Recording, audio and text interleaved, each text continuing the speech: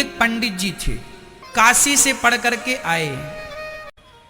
घर आए तो पिता ने पूछा कि बेटा पाप का बाप कौन है। उन्होंने पूरे वेद पुराण उलट पलट लिए पर कहीं उन्हें पाप के बाप का नाम नहीं मिला। पिता ने कहा जा अभी और पढ़ के अभी तेरी पढ़ाई पूरी नहीं, मेरे प्रश्न का उत्तर नहीं दिया मतलब तेरी पढ़ाई अभी पूरी, जा। उल्टे पांव बाप ने बेटे को फिर लौटा दिया। वो फिर काशी की तरफ चला। बड़े बड़े विद्वानों से पूछा भैया बताओ पाप का बाप कौन है, ये कौन से ग्रंथ में मिलेगा, कहां लिखा है कि पाप का बाप कौन है, मैंने तो कहीं नहीं पढ़ा। बड़े बड़े ज्ञानी योगी ध्यानियों के पास गया पर कोई जवाब ना दे सका कि पाप का बाप कौन है। वो बालक थक गया। एक सुंदर सा घर था, उस दरवाजे में खड़ा होकर मांगता है पानी। भैया कब पानी मिलेगा? तो अंदर से एक सुंदर सी महिला सज धज करके श्रृंगार करके पानी चांदी की गिलास में पानी लेकर आई। कहा लो पंडित जी पानी पी लो। पंडित जी बहुत थके थे, वह बालक थका था और पानी गट गट गट गट करके पी लिया। और जब पानी पिया तो पूछा कि ये घर किसका है? तो उसने कहा ये घर वैश्या का है, इस घर में वैश्या रहती है। अब पंडित जी अपना पानी बाहर निकालने लगे। निकल पानी, वैश्या का पानी मैंने पी लिया। तो तुमने बताया नहीं कि घर वैश्या का, मैं कभी पानी ना पीता वैश्या के घर का, मेरा धर्म बिगाड़ दिया। उस महिला ने कहा पंडित जी अब धर्म तो देखो बिगड़ ही गया, गर्मी बहुत है, आओ अंदर बैठ जाओ। छाया तुमने पूछ लिया होता पहले तो हमने बता दिया होता, पर तुमने पूछा नहीं। तुमने पानी पीने के बाद पूछा तो आपने पानी मांगा, हमारा धर्म था पानी देना, दिया। गर्मी बहुत है, कहीं छाया नहीं, आओ थोड़ी देर बैठ जाओ। पंडित जी बोले चलो ठीक है बैठ जाते हैं, पर हमें प्रायश्चित करना पड़ेगा, तुम्हारा पानी पी लिया वैश्याओं के घर का, हटो यहां से। वैश्या अंदर गई, अंदर से लड्डू लेकर आई। पंडित जी पानी तो पी ही लिया, बैठे ही हो, भूख लगी होगी, जरा 2-4 लड्डू खा लो। पंडित जी बोले राम राम राम, तुझ वैश्या के हाथ का हम लड्डू खाएंगे? वैश्या ने सोने का एक सिक्का रख दिया। अच्छा एक काम करो, एक लड्डू खाओ, एक सिक्का देंगे।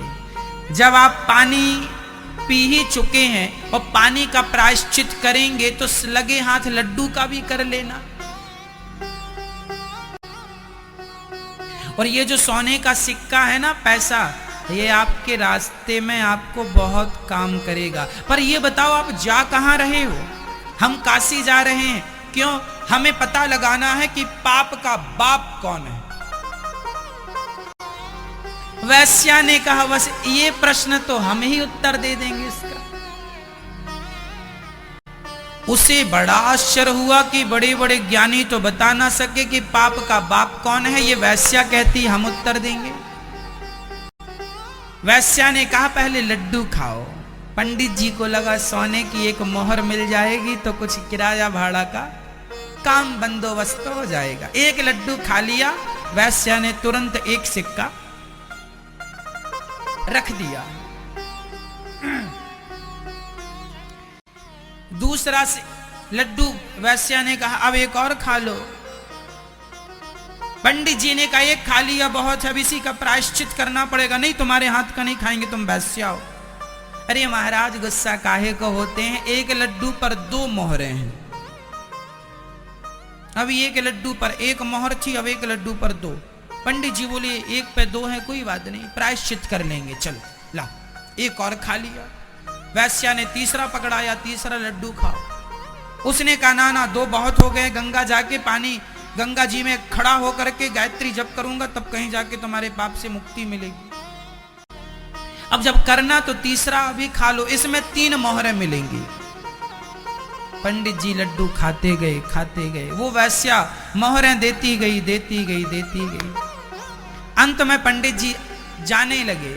वैश्या ने कहा, महाराज प्रश्न का उत्तर मिला कि नहीं? बोले नहीं मिला, काशी में जाके पता लगाऊंगा। वैश्या ने कहा, महाराज आपको अभी भी पता नहीं चला?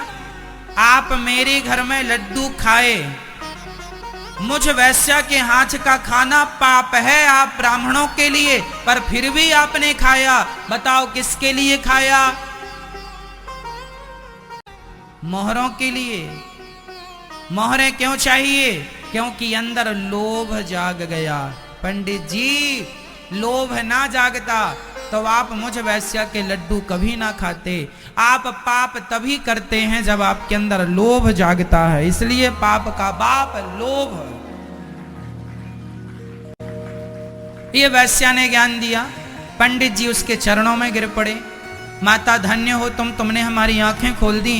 सच्ची कहा तुमने, तुम्हारे लोभ पर हम, भले तुम वैश्या हो पर तुमने हमें वो सिखाया कि बड़े बड़े ज्ञानियों ने भी हमें वो शिक्षा ना दी। अंत में घर गए, उन्होंने पिता से कहा पाप का बाप लोभ है। पिता ने हृदय से लगाया। कहने का तात्पर्य यह है कि आप कभी लोभ ना करिए,